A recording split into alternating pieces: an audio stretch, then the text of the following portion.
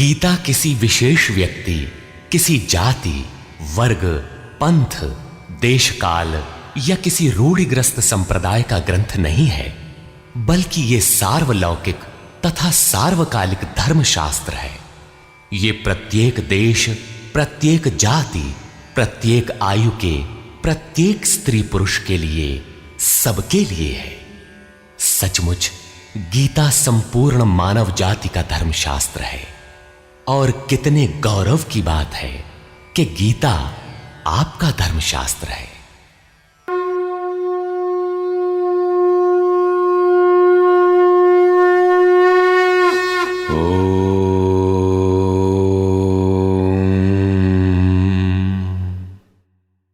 श्री परमात्मने नमः। यथार्थ गीता, श्रीमद् भगवत गीता, अथ चतुर्थोऽध्याय। अध्याय 3 में योगेश्वर श्री कृष्ण ने आश्वस्त किया था कि दोष दृष्टि से रहित होकर जो भी मानव श्रद्धा युक्त हो मेरे मत के अनुसार चलेगा, वो कर्मों के बंधन से भली प्रकार छूट जाएगा।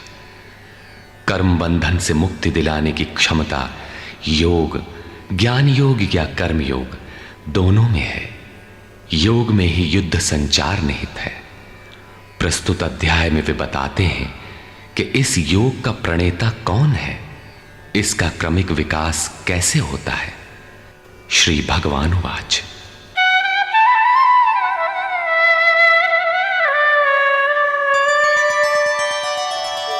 इमं विवस्वते योगं प्रोक्तवानहमव्ययं विवस्वान्मनवे प्राह मनुरिक्ष्वाकवे ब्रवीत्।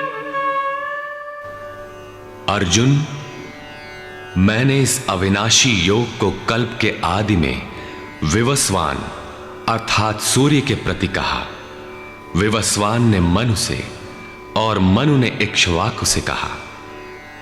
किसने कहा? मैंने। श्री कृष्ण कौन थे?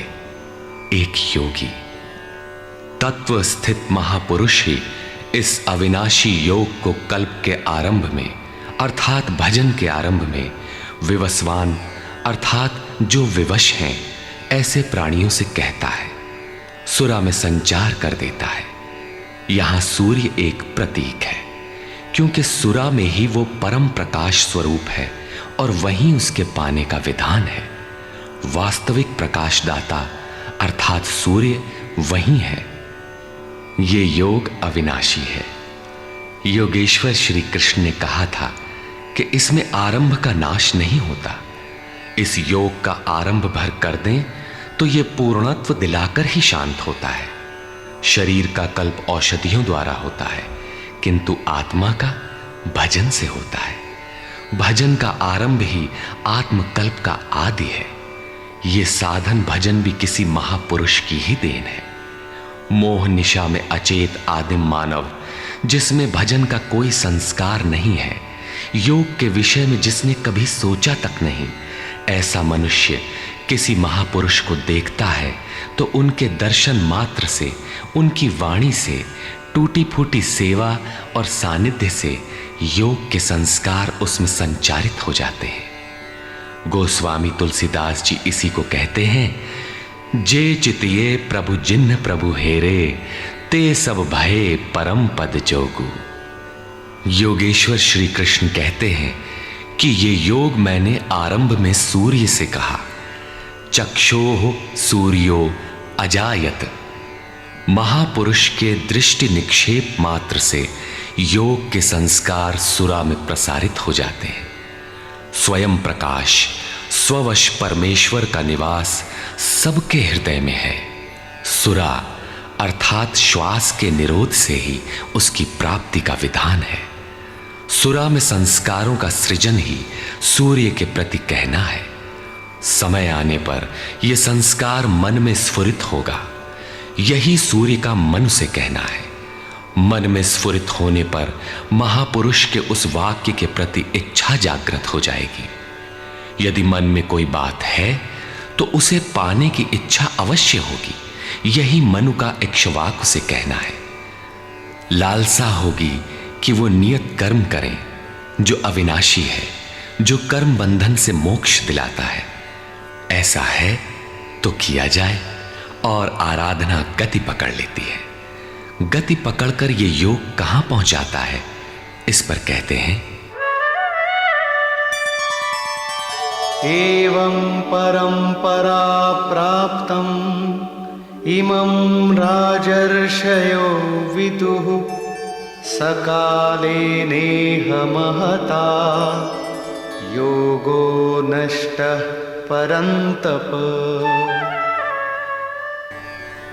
इस प्रकार किसी महापुरुष द्वारा संस्कार रहित पुरुषों की सुरा में, सुरा से मन में, मन से इच्छा में और इच्छा तीव्र होकर क्रियात्मक आचरण में ढलकर ये योग क्रमशः उत्थान करते करते राजर्षि श्रेणी तक पहुंच जाता है। उस अवस्था में जाकर विदित होता है। इस स्तर के साधक में रिद्धियों सिद्धियों का संचार होता है। वो योग इस महत्वपूर्ण काल में इसी लोक अर्थात शरीर में प्रायः नष्ट हो जाता है। इस सीमा रेखा को कैसे पार किया जाए? क्या इस विशेष स्थल पर पहुंचकर सभी नष्ट हो जाते हैं?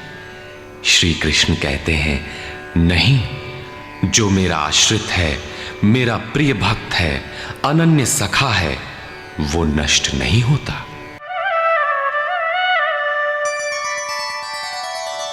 स एवायं मया तेद्य योगः प्रोक्तः पुरातनः भक्तोऽसि मे सखा चेति रहस्यं ह्येतदुत्तमम्। वो ही ये पुरातन योग अब मैंने तेरे लिए वर्णन किया है, क्योंकि तू मेरा भक्त और सखा है और ये योग उत्तम रहस्यपूर्ण है। अर्जुन क्षत्रिय श्रेणी का साधक था, राजर्षि की अवस्था वाला था, जहां रिद्धियों सिद्धियों के थपेड़े में साधक नष्ट हो जाता है।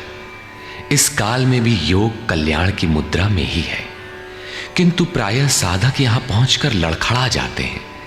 ऐसा अविनाशी किंतु रहस्यमय योग श्री कृष्ण ने अर्जुन से कहा, क्योंकि नष्ट होने की अवस्था में अर्जुन था ही। क्यों कहा? इसलिए कि तू मेरा भक्त है, अनन्य भाव से मेरे आश्रित है, प्रिय है, सखा है। जिस परमात्मा की हमें चाह है, वो सद्गुरु परमात्मा आत्मा से अभिन्न होकर जब निर्देशन देने लगे, तभी वास्तविक भजन आरंभ होता है।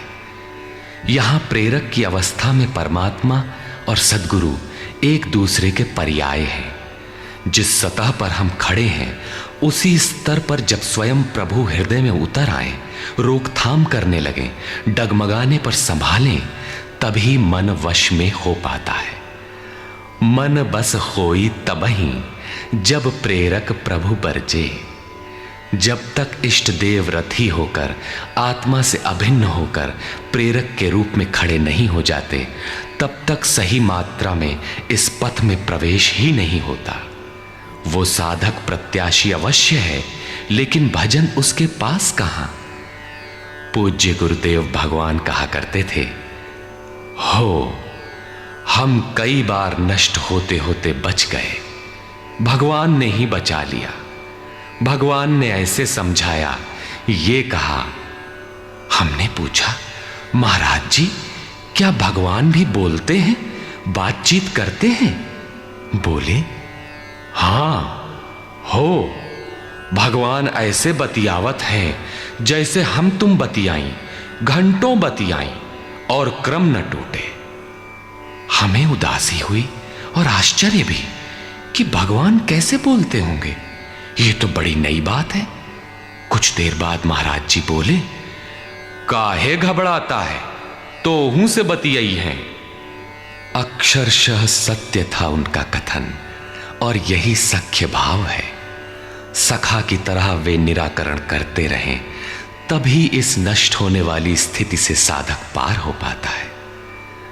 अभी तक योगेश्वर श्री कृष्ण ने किसी महापुरुष द्वारा योग के आरंभ, इसमें आने वाले व्यवधान, उससे पार पाने का रास्ता बताया। इस पर अर्जुन ने प्रश्न किया। अर्जुन उवाच,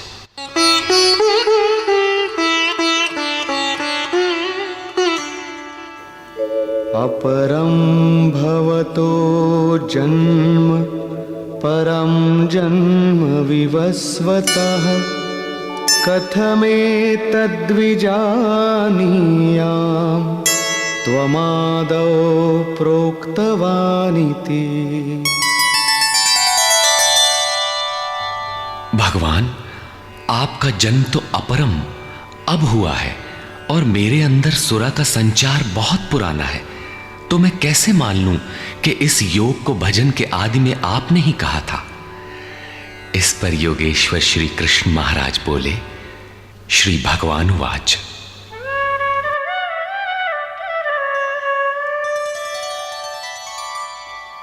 बहूनि मे व्यतीतानि जन्मानि तव चार्जुन तान्यहं वेद सर्वाणि न त्वं वेत्थ परन्तप। अर्जुन, मेरे और तेरे बहुत से जन्म हो चुके हैं। हे परम तप, उन सबको तू नहीं जानता, किंतु मैं जानता हूं।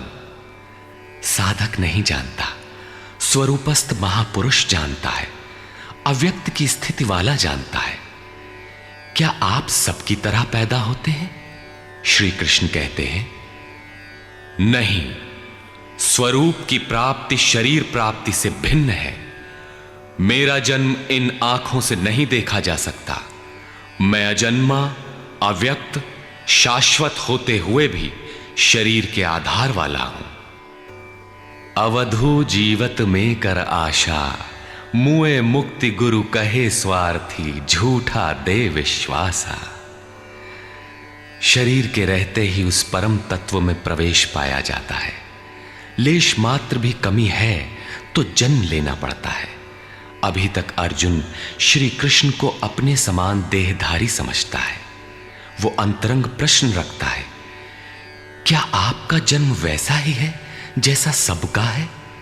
क्या आप भी शरीरों की तरह पैदा होते हैं? श्री कृष्ण कहते हैं, अजोऽपि सन्नव्ययात्मा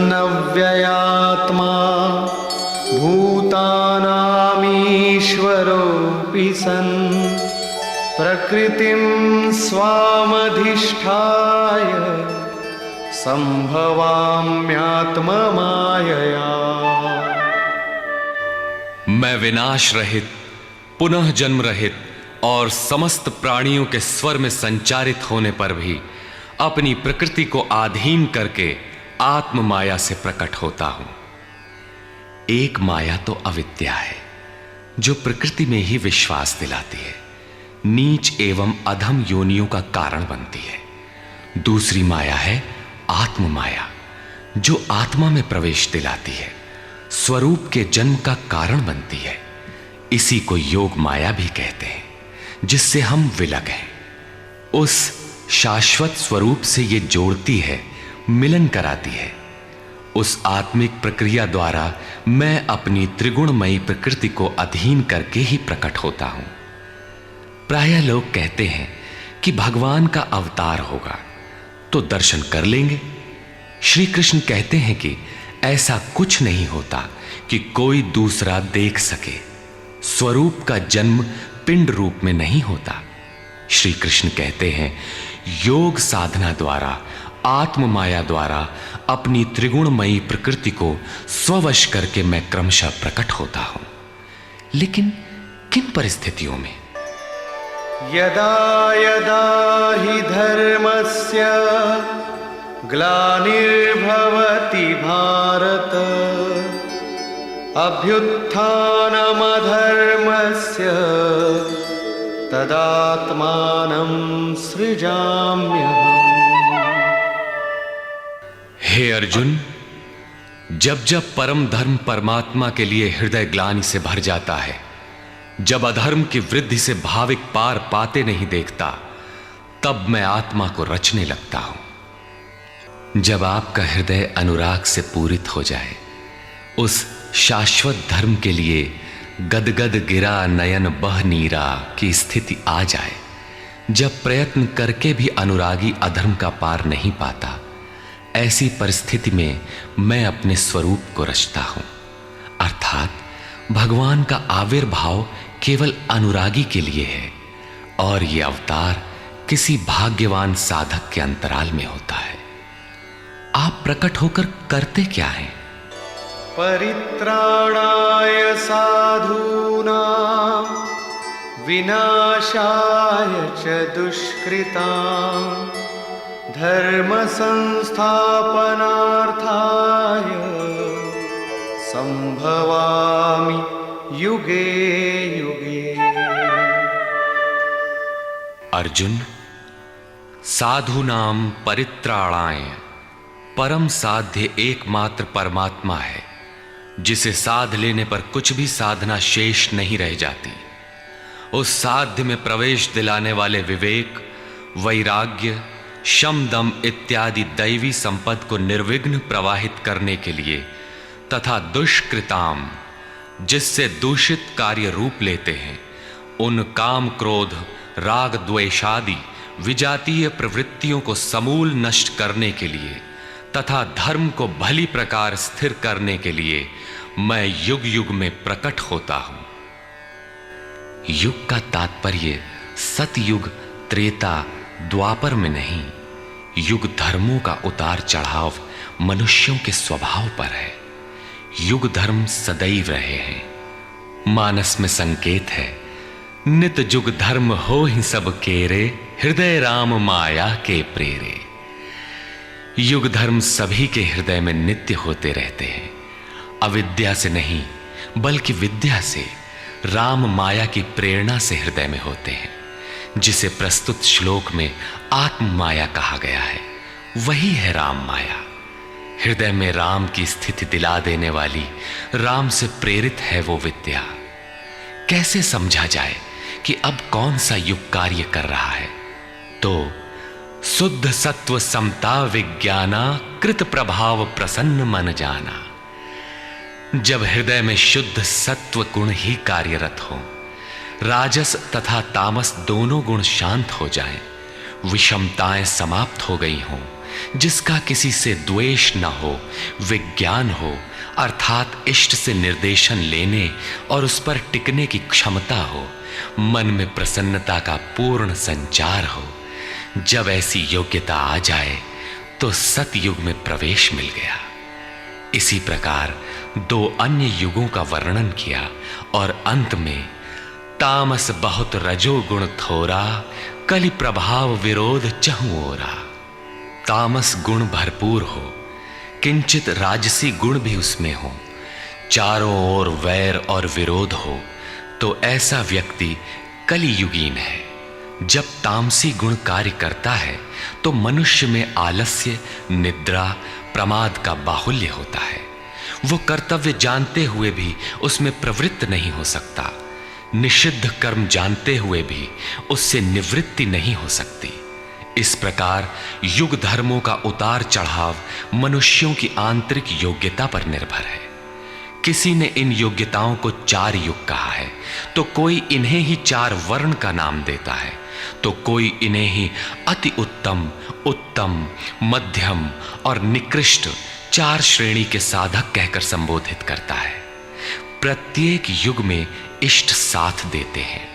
हां, उच्च श्रेणी में अनुकूलता की भरपूरता प्रतीत होती है, निम्न युगों में सहयोग क्षीण प्रतीत होता है। संक्षेप में श्री कृष्ण कहते हैं कि साध्य वस्तु दिलाने वाले विवेक, वैराग्य इत्यादि को निर्विघ्न प्रवाहित करने के लिए तथा दूषण के कारक काम, क्रोध, राग, द्वेष इत्यादि का पूर्ण विनाश करने के लिए, परम धर्म परमात्मा में स्थिर रखने के लिए मैं युग युग में अर्थात हर परिस्थिति, हर श्रेणी में प्रकट होता हूं, बशर्ते कि ग्लानि हो। जब तक इष्ट समर्थन न दे तब तक आप समझ ही नहीं सकेंगे कि विकारों का विनाश हुआ अथवा अभी कितना शेष है। प्रवेश से पराकाष्ठा पर्यंत इष्ट हर श्रेणी में हर योग्यता के साथ रहते हैं।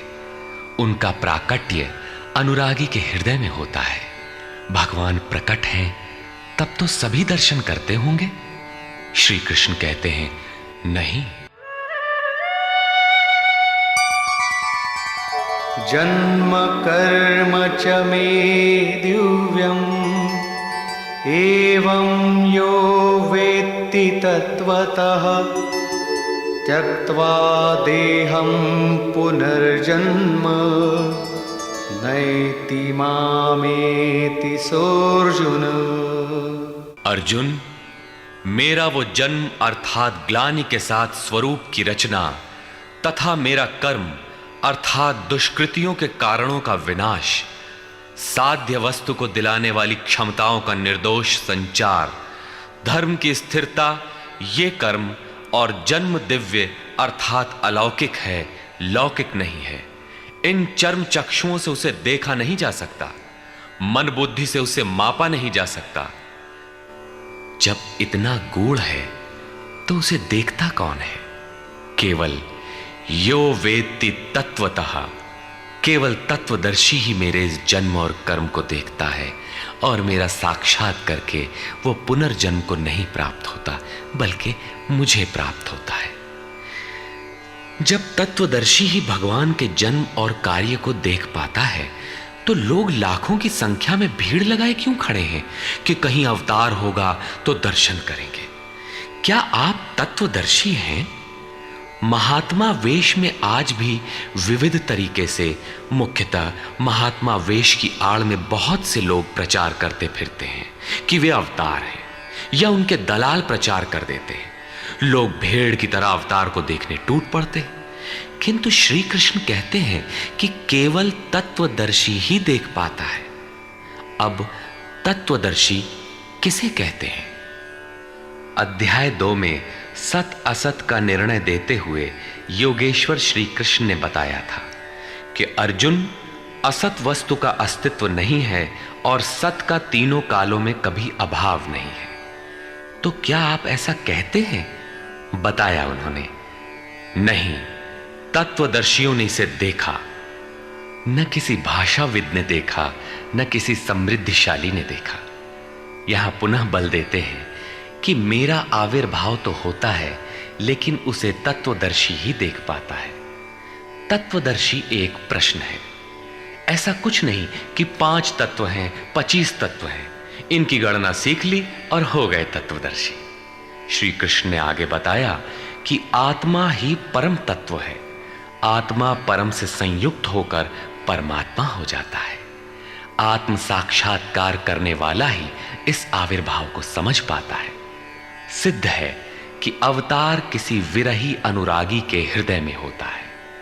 आरंभ में उसे वो समझ नहीं पाता कि हमें कौन संकेत देता है, कौन मार्गदर्शन करता है, किंतु परम तत्व परमात्मा के दर्शन के साथ ही वो देख पाता है, समझ पाता है और फिर शरीर को त्याग कर पुनर्जन्म को प्राप्त नहीं होता।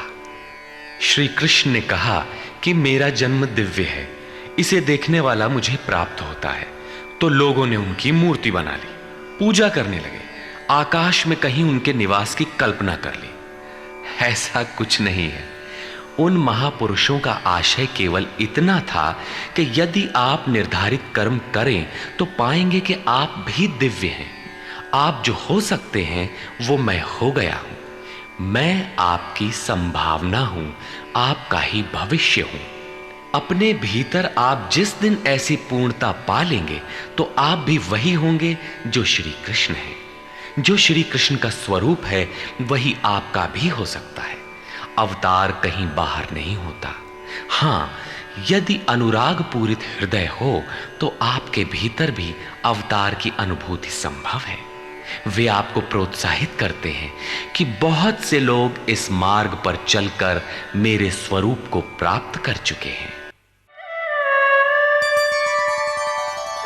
वीतराग भय क्रोधा मन्मया मामुपाश्रिताः बहवो ज्ञानतपसा पूता मद्भावमागता। राग और विराग दोनों से परे वीतराग तथा इसी प्रकार भय अभय, क्रोध अक्रोध दोनों से परे अनन्य भाव से अर्थात अहंकार रहित मेरे शरण हुए बहुत से लोग ज्ञान तप से पवित्र होकर मेरे स्वरूप को प्राप्त हो चुके हैं। अब ऐसा होने लगा हो ऐसी बात नहीं है। यह विधान सदैव से रहा है। बहुत से पुरुष इसी प्रकार से मेरे स्वरूप को प्राप्त हो चुके हैं। किस प्रकार? जिन जिन का हृदय अधर्म की वृद्धि देखकर परमात्मा के लिए ग्लानि से भर गया, उस स्थिति में मैं अपने स्वरूप को रचता हूं। वे मेरे स्वरूप को प्राप्त होते हैं, जिसे योगेश्वर श्री कृष्ण ने तत्व दर्शन कहा था, उसे ही अब ज्ञान कहते हैं।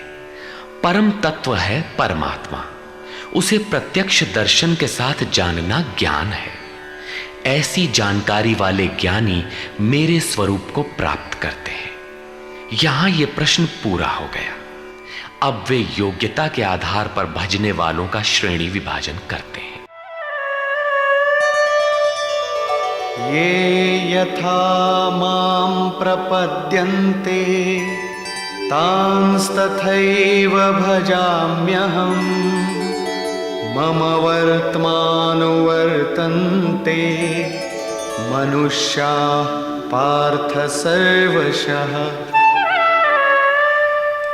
पार्थ, जो मुझे जितनी लगन से जैसा भजते हैं, मैं भी उनको वैसा ही भजता हूं, उतनी ही मात्रा में सहयोग देता हूं।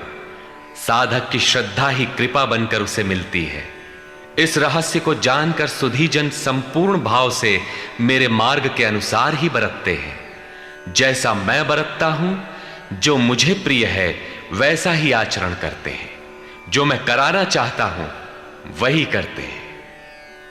भगवान कैसे भजते हैं? वे रथी बनकर खड़े हो जाते हैं, साथ चलने लगते हैं।